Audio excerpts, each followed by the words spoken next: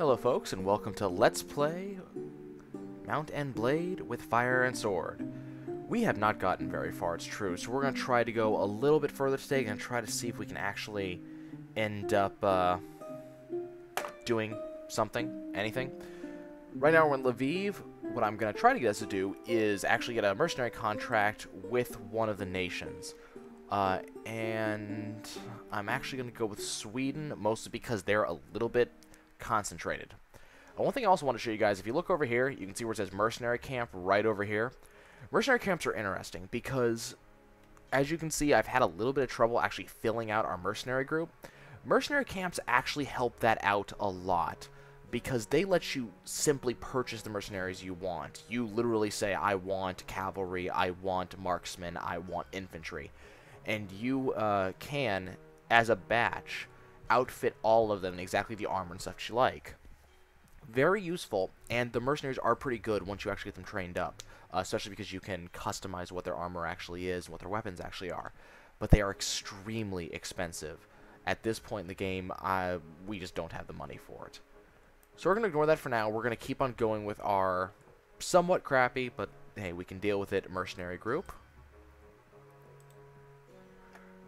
Right now I'm heading over in this direction because if I remember correctly, the King of Sweden likes to hang out in Allenstein Castle. I believe that's actually his castle.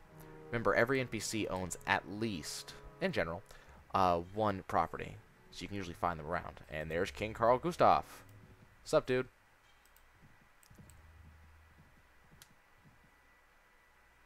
Okay, so he doesn't know me, so we're going to introduce ourselves. His response to you is going to tell you actually a lot of stuff. Generally, responses like this, you can work with that person. Some responses are not what you can do. Now, kings, you might notice we have a little set of options here. Not only tasks, of course, offer your services. You're basically offering to be their vassal, offering to do whatever they want in response to, well, in return for actually getting a property. You have to actually get on their good side. If you actually hover over their picture, it'll tell you exactly where you are with them. He has no opinion towards me. It's going to be hard to get him to take my vassalage, and I have no reputation, so it's going to be kind of hard. If you wish to ask them something, it's going to be telling them, getting information like where people are, how wars are going on. Delivering your demands, you're literally about to attack him. He outnumbers me at least 3 to 1. We're not going to do that. What we are going to try is to take on upon a special mission.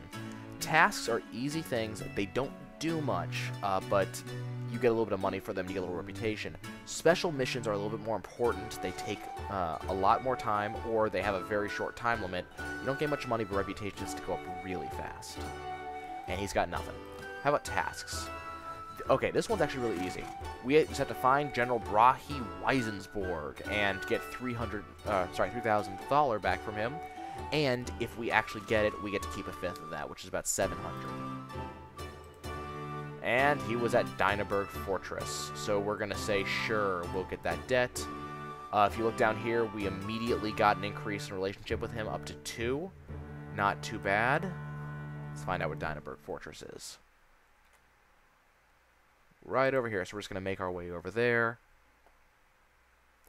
Okay.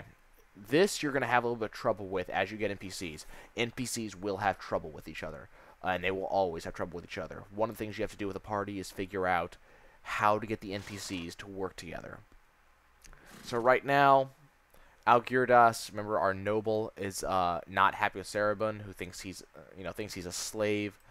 And Cerebon thinks that a party's a party. I actually agree. So we're going to tell Algirdas that Cerebon has our support. It's going to piss Algirdas off a little bit, but Cerebon will be happier with us.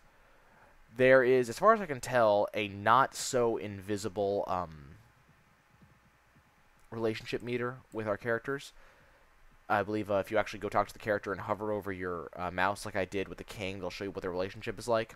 If their relationship gets too low, they will actually leave, which can be okay or not okay.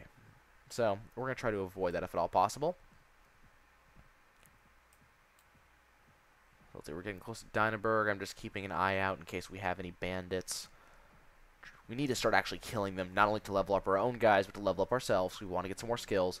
We also want to take them out because taking out bandits, depending on what size they are versus us, will actually give us reputation. remember that for the more you outnumber them, the less reputation you get. But unfortunately, there's no way for us to reduce our numbers to a low enough size to actually care.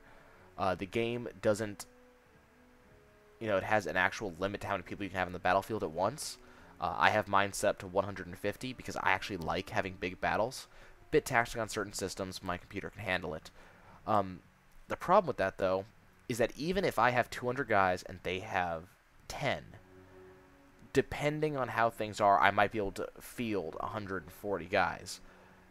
But even if I have, X amount and they have X amount, even if I reduce to only 30 people allowed in the field, they'd still be 10, I'd have 20 out, but the game still knows I have another X amount left over, so it still considers me to outnumber them too much. We're going to request a meeting with someone. Weisensborg, talk to me. I am Nye, and he doesn't know me, so this is going to be hard to do. Here to collect the debt. He considers it a debt, even though General Brahe Weisenberg did him quite a few favors. So now we have some options. We can try to convince him, which uses our persuasion skill. I don't think I have much in that, if I can remember correctly. For the sake of our friendship, if we actually have a good relationship with him, we could do it for the sake of our friendship. The problem is, I have no relationship with General Brahe Weisensborg, so I can't actually pull that. Or we could pay him to do it. This is the last option. We don't really like this option, because we make no money off of it. So let's try to convince him with persuasion. Attempt to persuade. Apparently he is very good with arguments, and our persuasion have saved you negative 20 thaler. We actually lost some money, supposedly. I don't think it actually works. So, now I have to pay him 620 thaler to make it worth his while. So we're just going to do that anyways. Doesn't really do much with the general, but at least the king will be happier with us, which is absolutely fine. We're just going to have to find the king eventually. If I find an NPC who I can catch up with, we can actually directly ask him where the king happens to be. And the reason I'm doing this is not as much that I want the king to be happy. I want to be able to join the Swedes as a mercenary. And you have to have an NPC who's at least somewhat okay with you to join as a mercenary. And unfortunately, that was a Polish guy that was running around back here. Unfortunately, you can only learn where people are if you actually ask a person from that faction. Kind of makes sense, but it is kind of annoying. I have no idea what a Mateer actually is. There's Vilna.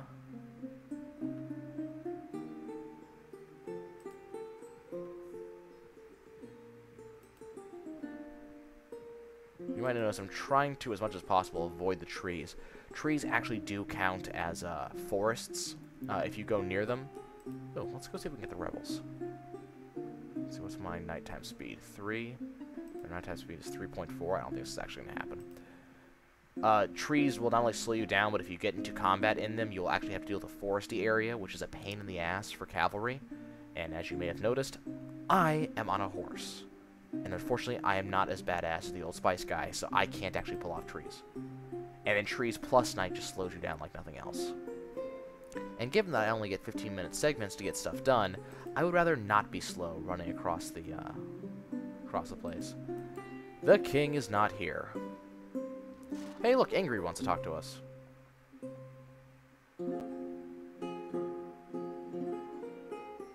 So she has trouble with Algirdus.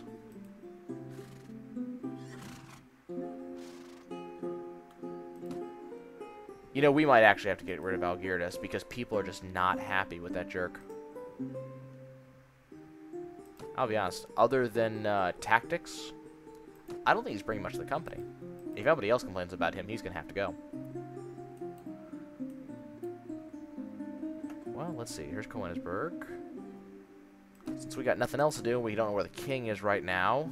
Let's see what we can do some trading, make some more money. Salt! Lots of it! Let's see if we can get that going. What trade? Like to send a caravan. Salt for 160. To Riga for 265. Big caravan. we're going to make about 100 per. So we're going to make about 1,500 here. Let's accompany the caravan.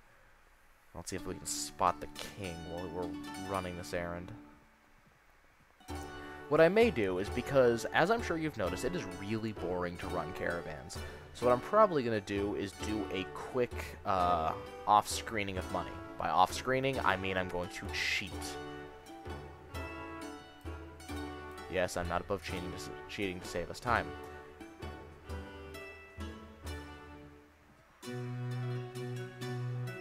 Mostly because when cheating, there's actually not so much you can do. By cheating, what I mean is that if you go into character down here, you can go to statistics. It'll tell you about how many troops you've killed, blah, blah, blah. You can export your character. This can be used primarily, I think was the point, was actually for save file transferring, moving to another computer.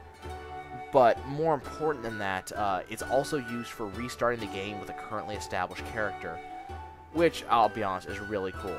We started this game as a character who is just an unknown.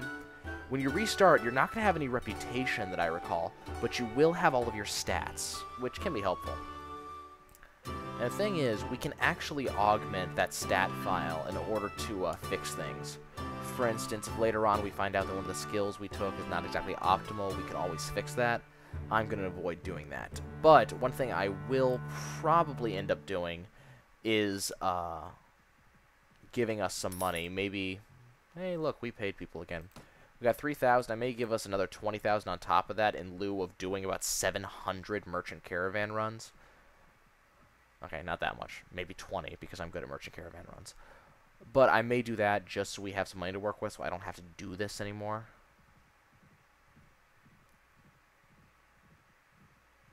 And then we'll do it some more later on. Hopefully you can automate the system. I don't know. This has been a really boring 12 minutes, hasn't it? We haven't gotten a single battle. In fact, I don't think we've had a single battle in 2 episodes. I need to go find something to fight. Hey, we made a profit. Though I'll be honest, somebody tells me this Let's Play is going to have a lot of fighting, because as soon as we start being a mercenary, fights start lining up. Especially when someone starts declaring war on other people. You really begin to notice when that happens. And, depending, when we start attacking and defending castles, those fights can get long.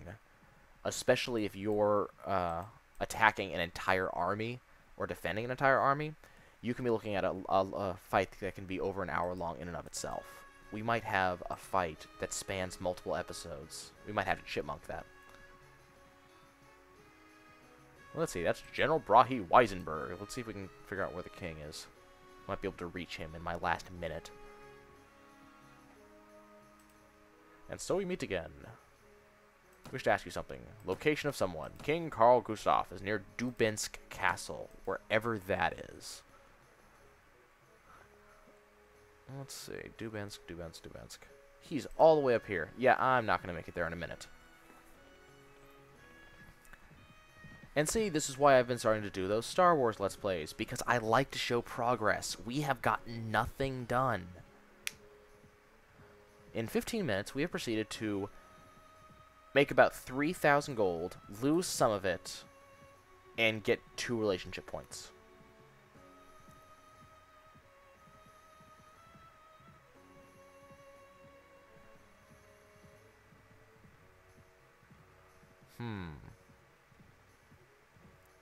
And of course, when we actually get here... Oh, it's under siege. Ooh, we may be able to join him then. There may be a bonus to this after all. But I only have 57 guys, so I'm not sure how useful we're going to end up being. And we'd also piss off the Polish. That's not something you want.